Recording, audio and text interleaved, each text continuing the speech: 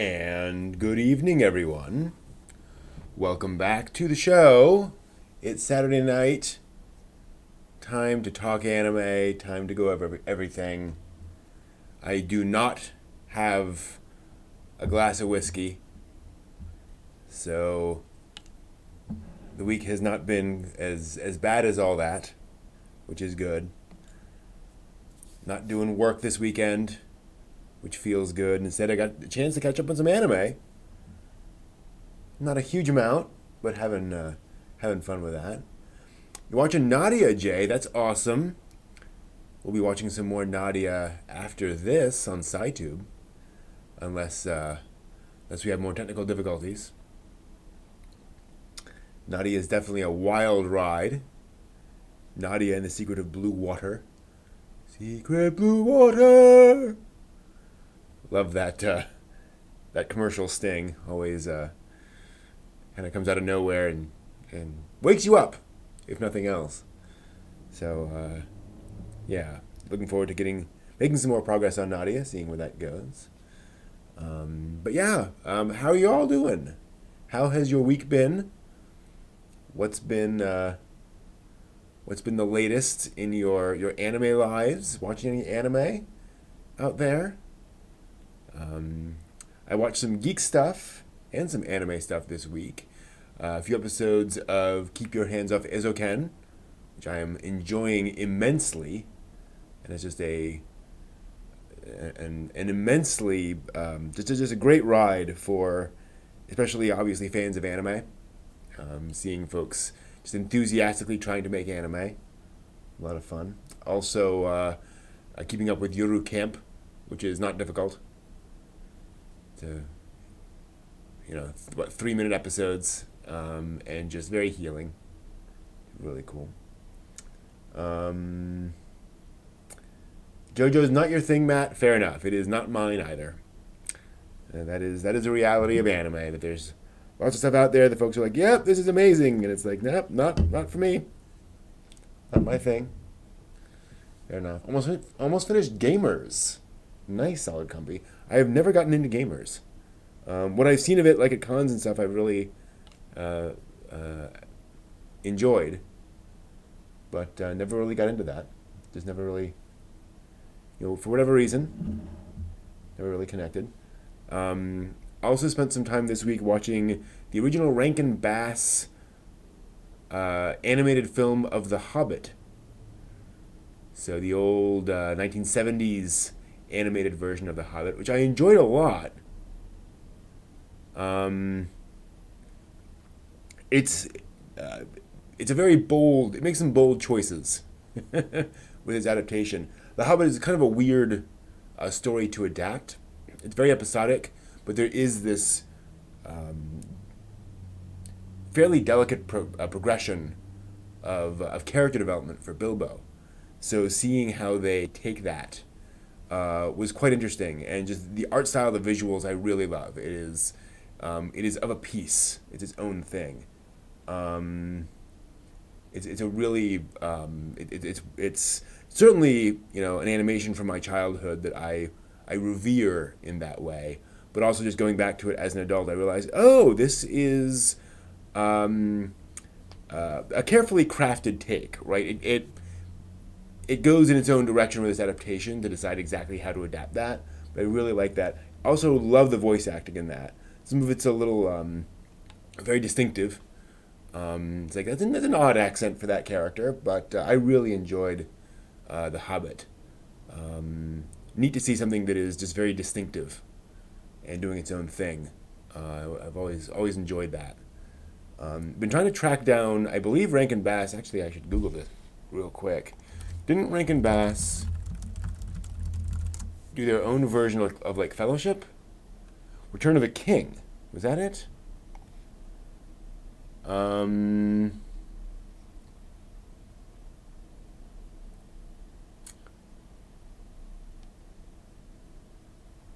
Is that how that works? Yeah, so they did The Hobbit and then Return of the King. That's weird. I wonder if that's available. The Hobbit is, generally available on streaming services. Wonder if yeah, is that it? Doesn't look like it. That's the Bakshi Lord of the Rings. Um, there's something. I see various DVD releases. Um, doesn't look like Return of the King is broadly available, streaming. I'll have to check that out, see if it's around. I remember seeing that and enjoying that. Um, there were actually several cartoon versions of Lord of the Rings. There was the Rankin Bass adaptation, which is again a very um, deliberate, sort of more fairy tale take on it. And granted, Lord of the Rings is kind of a fairy tale, but it's um, just more visually um, expressive, I guess. Then there was the ill-fated Ralph Bakshi Lord of the Rings adaptation, which was very hastily cobbled together. I'm sure there was a lot of work put into it, but it uses like some traditionally animated stuff, some rotoscope animated stuff, and some like live action version stuff that they just like color to look kind of sort of like it's animated, but it's clearly like a film that they just put filters on. It's really weird and has some really bad stuff in it. Just the art style is really all over the place. Nobody really likes that. Maybe one of these days I'll check it out. I don't know. Um, but yeah, that the Bakshi version is meh. And then there's the Rankin Bass Hobbit and Rankin Bass Return of the King, which is an odd juxtaposition. I don't know. The Ralph Bakshi version only does, I think, like Fellowship and some of the Two Towers. So people kind of see those as a complete animated version, although they were not related at all. Favorite version for the Hobbit. I mean, we only have the Rankin Bass version and the live action version from Peter Jackson, and from what I've seen of the live action version, I prefer the Rankin Bass one. Not that the Hobbit, live action Hobbit version was terrible. Every single moment of it, no, not everything, but much of what I've seen of the live action version was just kind of dull or bizarrely plotted. Um, but I should go back and see it. I've not seen the Bakshi version in any detail, just like clips here and there and videos talking about it, and like the trailer. I've not seen Parasite username. I am curious to do so. I have kind of a uh, Asian live action cinema is kind of hit or miss for me. Some of them I'm just completely sucked in, and others, Asian live action cinema can be very bleak in a way that just doesn't work for me very well. I just don't enjoy. So I'll have to see. And all I know about Parasite is that obviously it won the Oscar and well regarded. So I'll have to do a bit more digging before I decide if I see Parasite. So nothing against it, just hasn't really come across the transom yet. We'll see.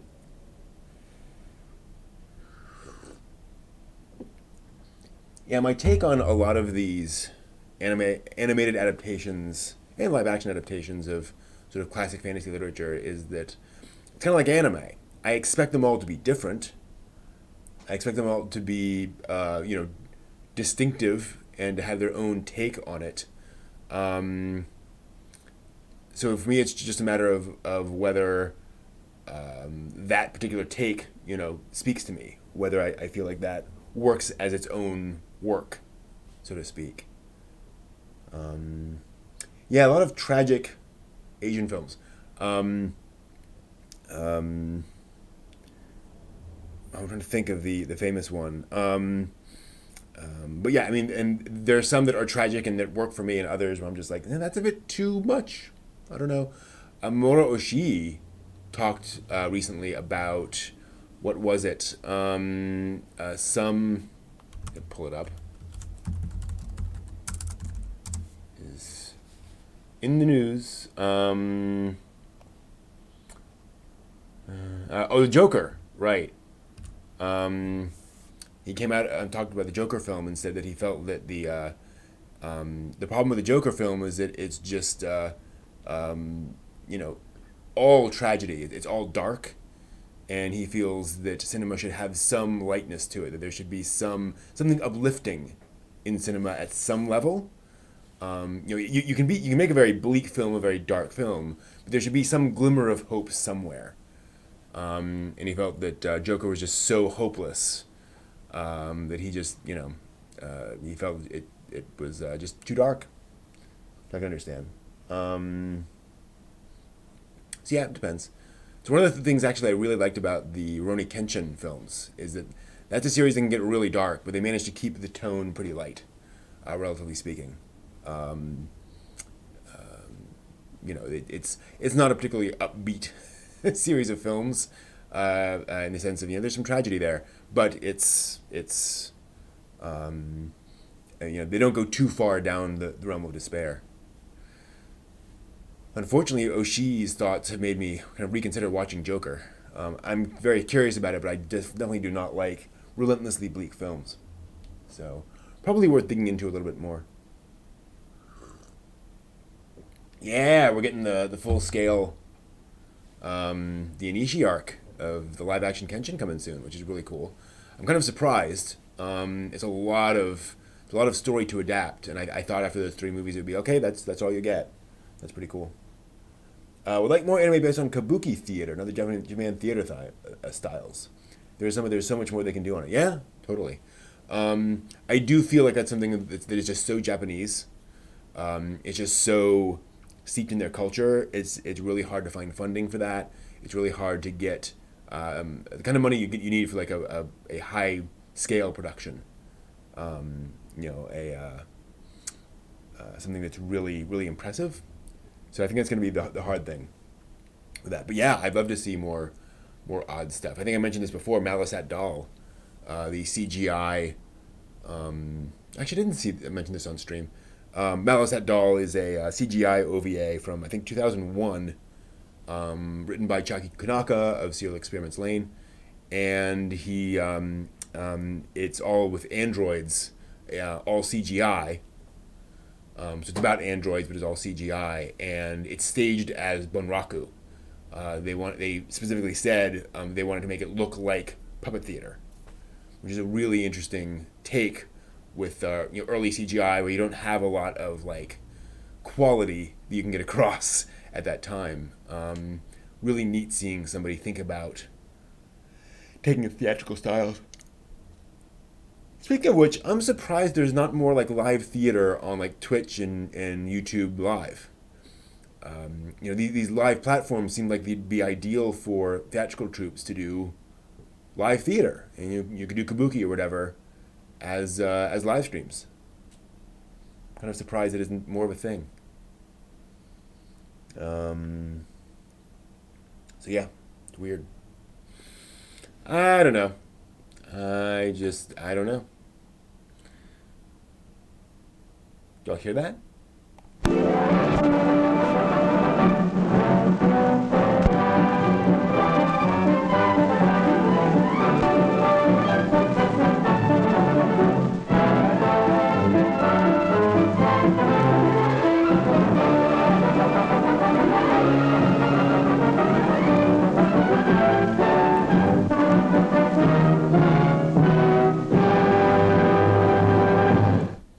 Oh, dang it. Ah. I can't get the avatar to work tonight. Sorry. I pulled up the software and it would not work with OBS tonight. Oh well. Good to go, I think.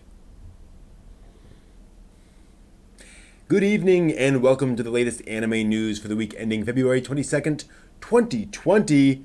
First up this week, an unfortunate news. One moment. Unfortunate news category. A large number of events and episode airings have been canceled or delayed due to the concerns surrounding the current coronavirus outbreak.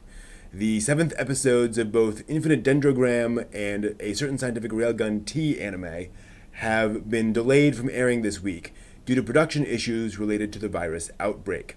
Each show will air a previous episode during their time slot this week, and have said they will reveal when the new episodes will get back on the air at a later date. The Ghibli Museum, in fact, yeah, it's gotten that serious, announced this morning that they will be closing until March 17th, as the metropolis of Tokyo has issued a policy statement about postponing or canceling events until mid-March, stating that these next 3 weeks are a critical period for containing the outbreak. Many different video game and anime-related events that had been scheduled over the next several weeks have also been delayed or just outright canceled. The 16th annual Osaka Nipponbashi Street Festa, billed as, quote, Japan's biggest cosplay event, end quote, has straight out canceled their March 15th parade and event, which typically draws more than 200,000 people. Bushiroad also announced it'll be delaying and canceling all sponsored events scheduled until March 19th, including events related to their various card games, video games, and anime projects.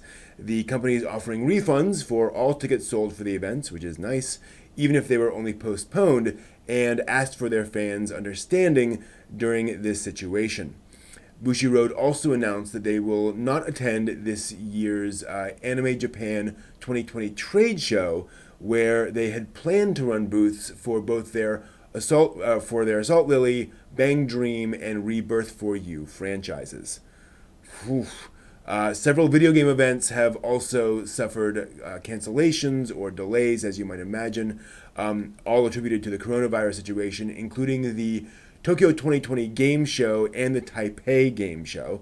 Sony has even canceled their appearance at PAX East entirely. It's pretty serious. There are obviously too many geek-related events that have been affected to cover them all here, so keep an eye on your favorite shows and events, Twitter streams, all that, and be sure to stay safe. Let's hope the situation does not continue much longer, and hope for swift recovery and safety to all those fans and staff affected. Man, who knew? I actually have my own story about all this, but that's a whole nother thing.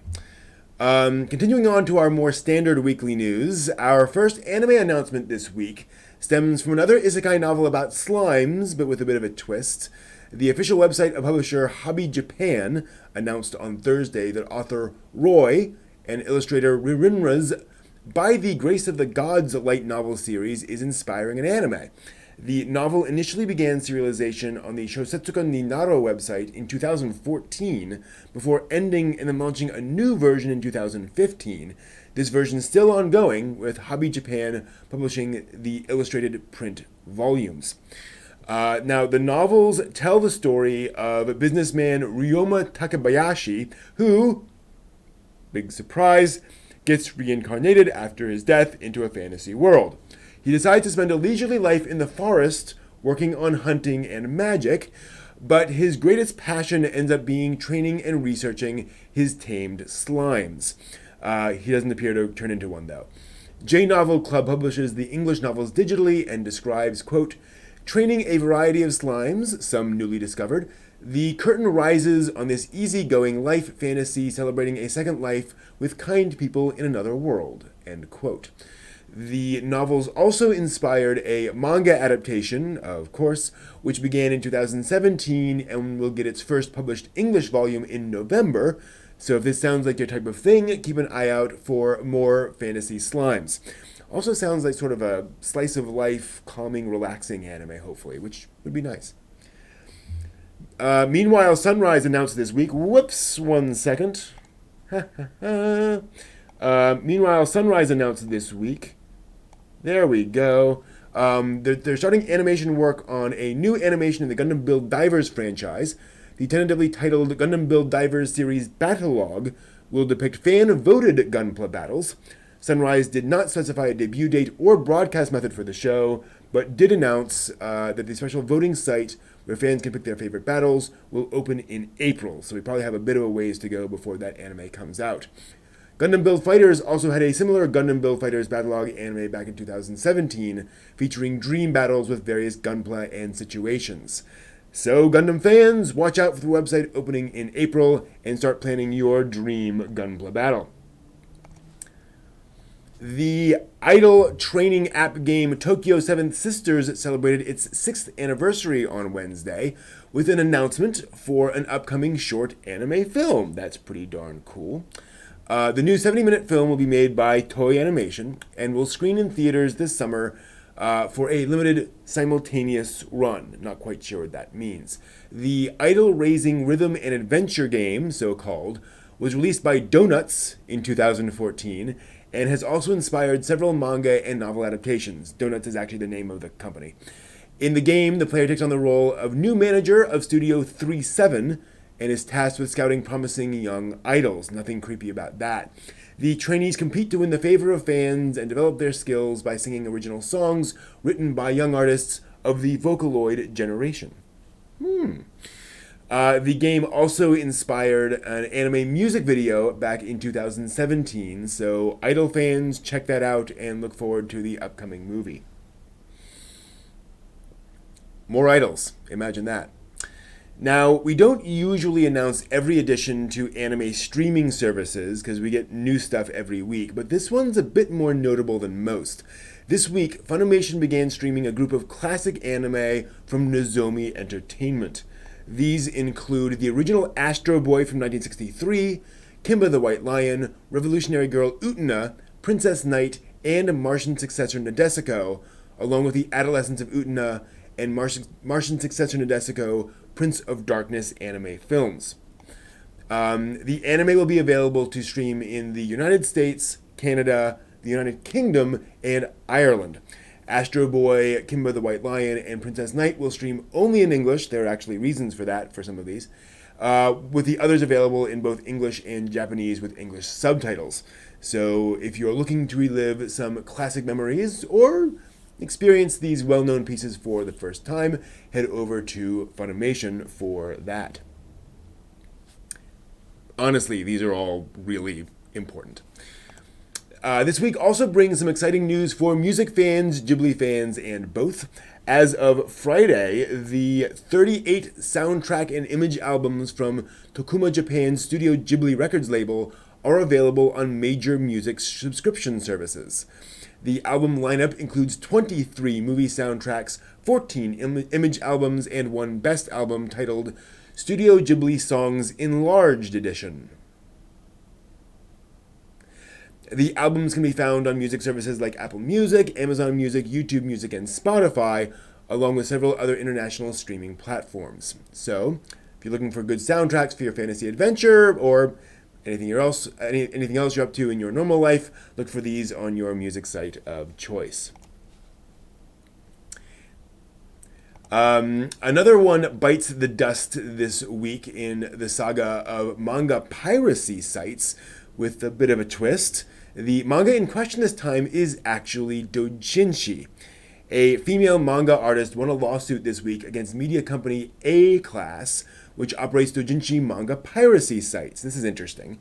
The Tokyo District Court ruled that the IT company was liable for approximately 2.19 million yen, about 19,000 US dollars, in damages to the woman. She originally filed the lawsuit in December 2018, as her works had been uploaded without her permission to 7 different doujinshi piracy websites.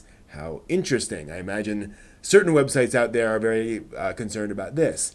As the plaintiff in the case was both an original manga artist and a creator of doujin works related to manga, anime, and games, A-Class argued that she was not eligible for compensation because her own works were unauthorized derivatives.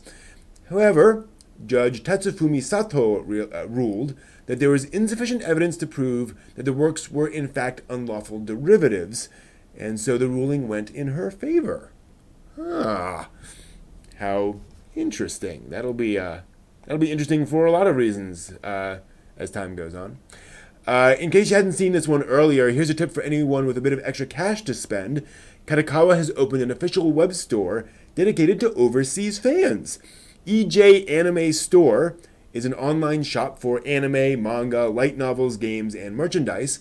It is currently available to 17 countries and regions around the world, including the United States, Taiwan, Hong Kong, South Korea, Canada, and the United Kingdom. Kadokawa plans to expand the store in future to 80 different countries, 80, including China. Wow. The store is not planned to open in Japan, since Kadokawa already operates Kadokawa's store there. Kadokawa noted that the Kadokawa store has seen a 170% increase in overseas traffic to the site since 2016, mainly coming from North America and other parts of Asia. So there's clearly good incentive for opening an international store. Makes sense to me. Excuse me. The web store can be found at ejanimestore.com. So if you're looking for merchandise or copies of your favorite series, go check it out. Pretty cool.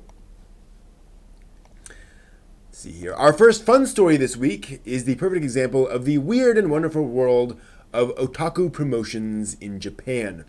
The Quintessential Quintuplets manga published its last chapter on Wednesday, and on Thursday it was announced that a chapel in Shibuya will be hosting 5 different wedding ceremonies, one for each girl in April.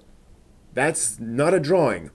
Yep, large illustrations of the 5 girls in wedding dresses will be displayed at the Ivy Hall Glory Chapel from April 10th to April 14th. Fans can gain access to the first come first served event, sign up by becoming joint partners. You apply for joint partner by purchasing digital art of the girl of your choice for 1,500 yen, about $15. You then receive a digital certificate with your name written alongside creator Negi Haruba, editor Shintaro Kawakubo, and other names involved in the creation of the Quintessential Quintuplets. Signing up as a joint partner will also give fans access to purchase exclusive art and merchandise, of course. Sometimes you hear about things happening in the otaku world and think, this shouldn't be surprising by now, but maybe there are some things you never get used to. In any case, here's to all the happy couples, fans, looking forward to their wedding ceremony in April. I don't know. Who am I to judge? Our last news tidbit is definitely a kind of promotion it would be fun to see more of. The MAPlus navigation app has announced an upcoming promotion with code GIAS, bringing a Lelouch Vibrania voice pack to order you around. The voice pack will include lines from Lelouch in both his regular and Zero persona. The lines are voiced by Jun Fukuyama himself, naturally. The pack features lines like, "You're going out now? It can't be helped. I'll accompany you. Don't be late." Along with more show-specific lines like, "CC, create a diversion with the Gawain. Proceed as ordered." Oh well. MAPlus has also posted a video on Twitter showing a sample of the voice pack, so you can check that out. Now, this is not the first time MAPlus has collaborated with anime properties. In the past, they featured collabs with anime like Psycho Pass, A Certain Scientific Railgun T, and When They Cry Higurashi.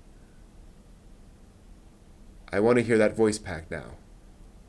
The MAPlus app is sadly only available in Japanese app stores for now, but maybe someday we'll get fun GPS voice packs overseas as well.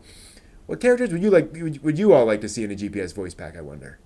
Thanks all for watching. See you next week. That's it.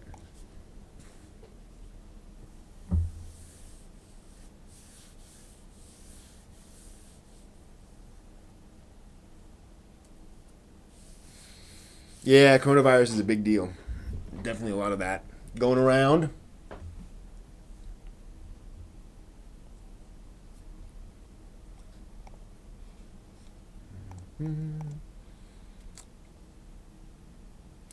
Yeah, EJ Anime Store is Japanese prices, so just be aware of that. As in not as in yen, but as in like the kinds of prices people pay in Japan for anime stuff. But it is like legit, like actually from the thing. Like you're not getting, real official merchandise, we swear, from the various websites. So if that's your thing, that'll be your thing. Really interesting, that site. They've got stuff from how heavy are those dumbbells you lift? Your mother and her two-hit multi-attacks. Like some stuff that I would not expect to see in most stores. And they have a limited selection so far. Not a lot on there. That was kind of surprising. Yep, there's the hat mark right there. The difficulty of buying things online. I bought this online. It's like a medium, right? Like a general thing. Um, Funny thing is, um,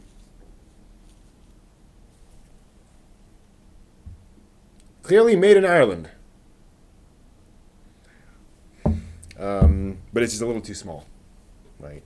But I'm also not gonna buy that. Yeah, you guys saw the two hint multi attacks name on the website.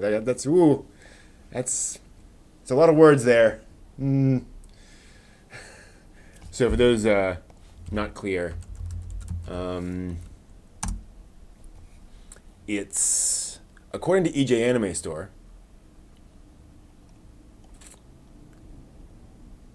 The title of that anime, if I can find it in here, I put it up on Twitter.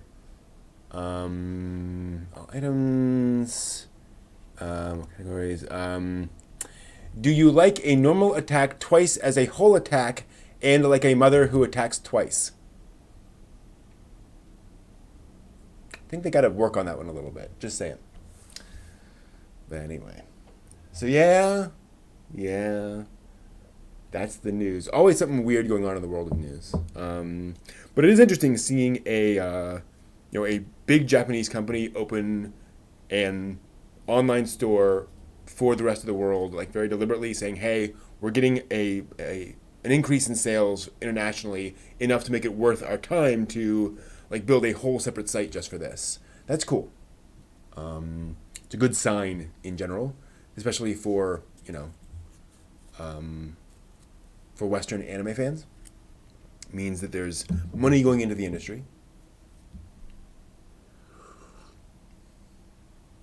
So yeah, I mentioned I had a little bit of a story. So a while back, I bought. Yeah, it's mostly figures right now. Figures, some Dakimakura, that kind of stuff.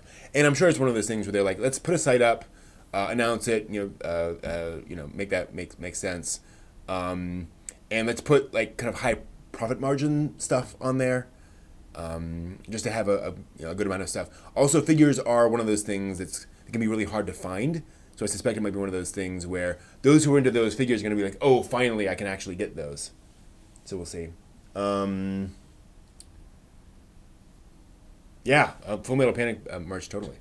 So, a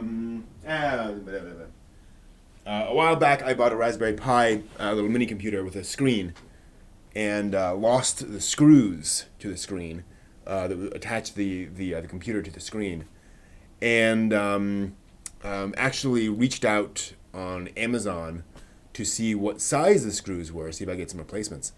And the company actually returned my message and said, "Hey, we'll just ship out some spare screws to you. Free. No, we'll just get that done. It's a nice thing for us to do."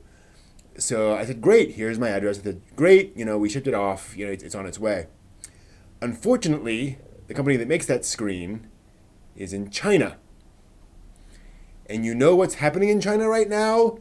Nothing. Nothing is happening in China right now. Everything is getting shut down. So I saw my package like start to move and start move through various things in China, and then just stop. And it's just sitting there. So I don't think my screws are coming anytime soon. I think I've got weeks to go until I get my package. And again, it's free. It was a nice gesture from the company, so I'm not complaining. But it's one of those that sucks. Sometimes some things just don't work out.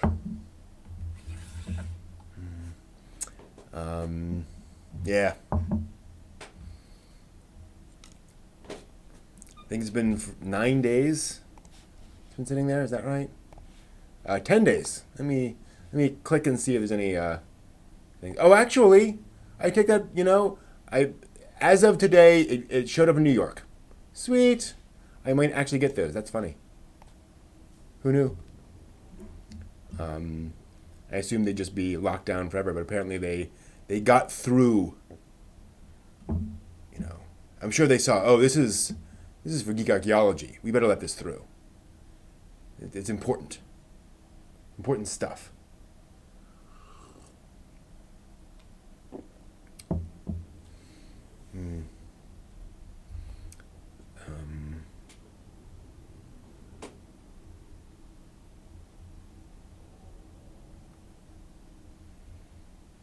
Oh, interesting game escape. I hadn't thought about that. Hmm.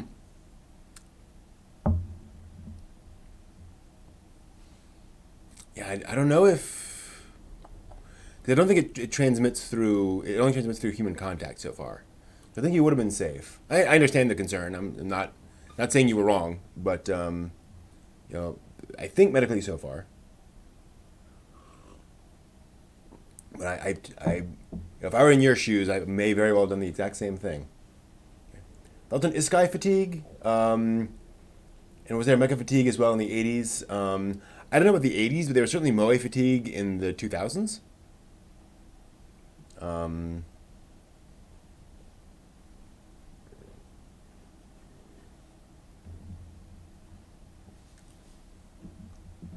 there probably was mecha fatigue in the 80s. I just, it got subsumed in all the other discussions at the time.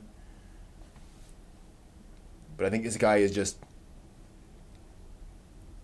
Also, I think there's more Isekai fatigue in the West than in Japan. I don't think Japan's tired of Isekai so much. I think everyone kind of recognizes that it's a, um, uh,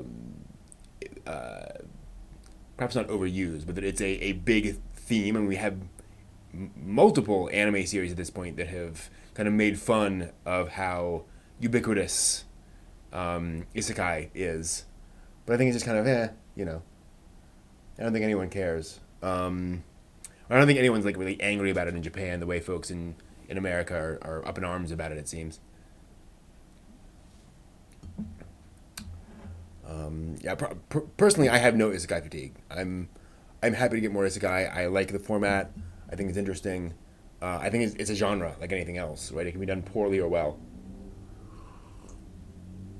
But it's interesting that American fans, and granted, American fans are much more sort of what's the term? Being new of being obsessed with the new, not neophyte. That's kind of the opposite. Neophiliacs, I guess. We just always want everything to be new. Whereas, granted, Eastern culture is more interested in iteration in general. I don't know. Um, yeah, I don't know. Play any anime gotcha games. You know, Azure Lane. I have.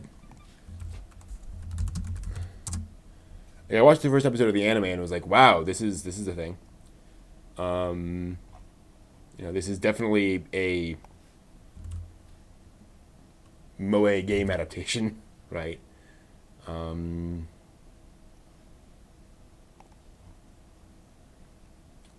the thing is, I just do not play video games on my mobile phone. I really dislike the mobile phone as a gaming platform.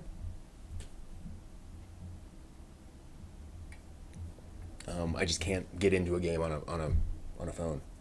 So I might give it a try. We'll see. Um, yeah, neophiliac. That's what I was thinking of. We all tend to be obsessed with the new.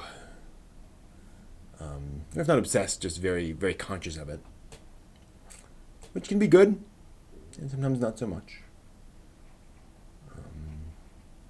That's one of the tough things about anime is anime is a pretty conservative medium, so you don't get quite as much of that stuff. Um,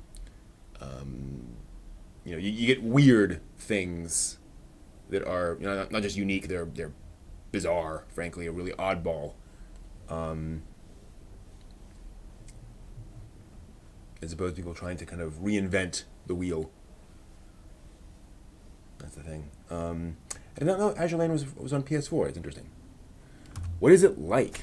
I mean, I could certainly click on it. Let me just. I'm scrolling through the images on Google Play are those annoying things where it's like it's a big image with tiny little screenshots in it, so I can't really tell the way the game plays. Like I want to see your game. I guess. Will Azure Lane screenshot do it? Screenshot? Probably get anime screenshots. Oh, okay. Yeah. Looks cute.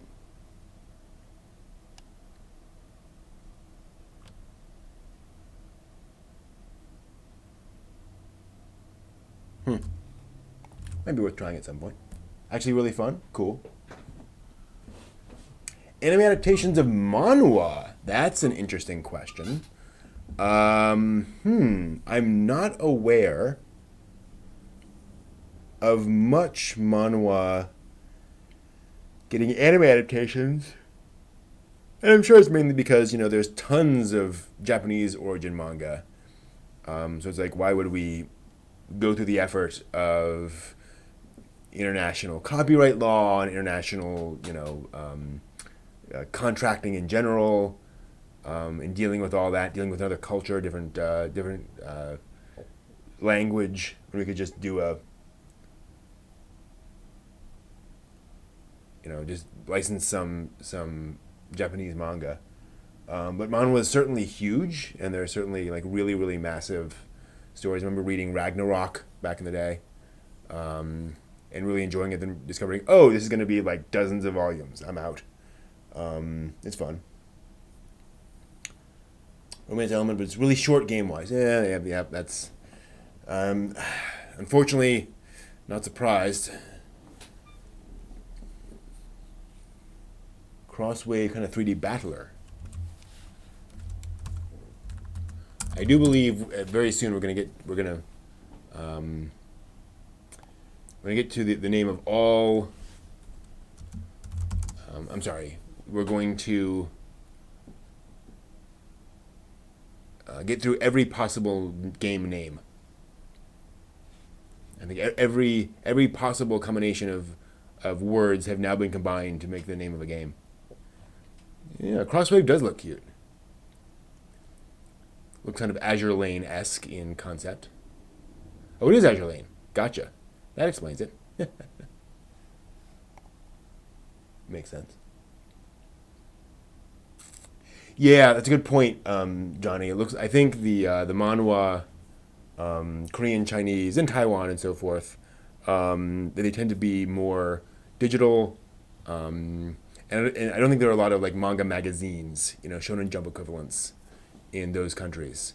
So it's more about digital publishing individual volumes of your manga, first, as opposed to going through a magazine. Which again, that also complicates the licensing, I'm sure. Who knows? Root letter. Cool. Cool.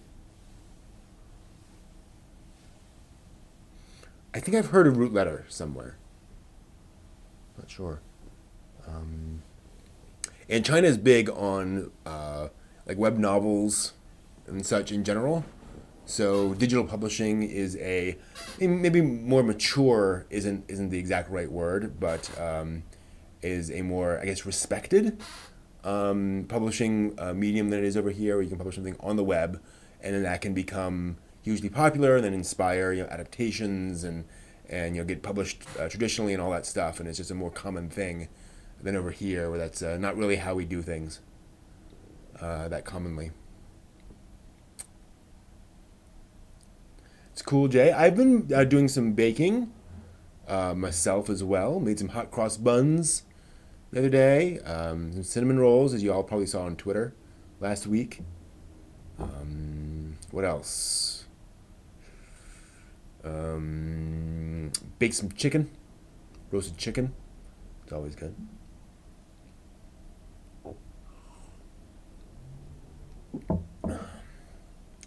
Johnny, you ask, how much do you think China affects their comics? Which there are you talking about? How much do you think the Chinese government affects Chinese comics? Or how much does China affect Japanese comics? Because I'm sure the Chinese government affects Chinese comics a lot. It's a very active government over there. I'm not sure if China's effects on Japan are more subtle. They're more a matter of Japan, trying not to piss off China. Oh yeah, yeah. China's very, very heavy-handed. I was reading a book where a guy was in China, and he was on the street, and watched a woman unfurl a sign saying, the Chinese government is broken and needs to respond to its citizens. And there was more on the sign, but he was not able to read it because before he was able to read any more, she got arrested. And the sign was, furled back up and she was taken away. That quickly. So the Chinese government is very firm in its policies, and I'm sure there are strong restrictions on what you can and cannot say in Chinese comics. So yeah, that's the reality.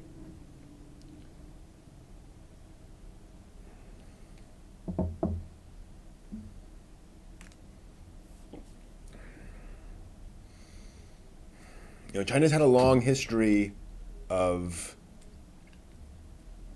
again, firm autocratic governments going back a very long time, and China also had a very tumultuous 20th century. So they really try to protect themselves and protect things as they are and things as they should be. So yeah, but they also want to live and work on the national stage. So that stuff does get out. Those comics they published internationally. It's not seen as an embarrassment, as far as I can tell. It's just this is how we do things, right? And that is how they do things. They've decided to be that strict, and that is just kind of how that works. China is China, you know.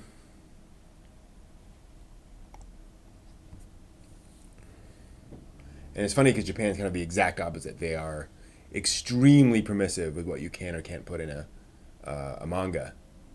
Sometimes to the point where it's like, wow, that's very sexy for a manga aimed at 8-year-olds, But it's like, whatever. Obviously, there are lines you still don't cross. Like we talked about a week or two ago with that Supreme Court case. Yeah, it's weird. Very, very weird. But again, I don't know. I'm no expert on China, unfortunately. I actually have a friend who spent a few years in China. I may ask her about that. It is a good question. All right, we've been going for about an hour. Does anyone have any other questions they'd like to talk about and to discuss, to go into? Like I said, I've been doing some hobby hopper myself. And actually made some cornbread. That was good. Corn muffins. But just haven't had a chance to make the videos about those yet. I set everything up, I've taken pictures and things like that, but every time I try to make a video, just kind of things fall apart. I recorded one big long video about the chicken and the video just would not render.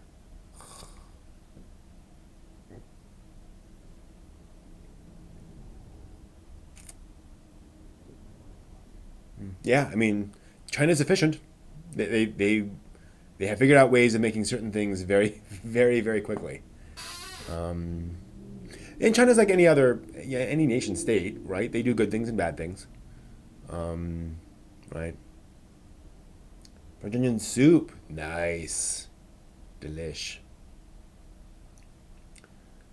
Cool. All right. Well, then I think that will do it for us for tonight. Thanks all for joining me. I think since JJ isn't here and he normally watches Nadia, I will go ahead and hold off on Nadia this week, and we will come back on that. Perfect snack for anime watching. Ooh. For me, it's probably Doritos, but that's my favorite snack. Period. I'm trying to eat a little healthier these days, but there's nothing much better than sitting back with a bag of nacho cheese Doritos and an anime series and just snacking out. That's my view. All right. Yep, that'll do it for tonight. Thanks all so much. Hope you have a great week.